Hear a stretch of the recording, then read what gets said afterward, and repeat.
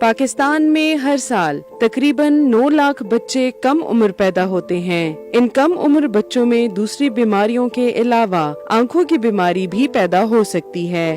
اس بیماری کو retinopathy of pre maturity یعنی ROP کہتے ہیں، جس کی وجہ سے بچہ تاحیات نابینا ہو سکتا ہے۔ ایک ریسرچ کے مطابق کم عمر بچوں میں ROP کی شرح 24.6% ہے اور شدید قسم کی ROP کی شرح 7.7% ہے، جس کا علاج 24 سے 48 گھنٹوں میں کروانا ضروری ہے، ورنہ اس سے بچہ کچھ دنوں میں ہی نابینا ہو سکتا ہے۔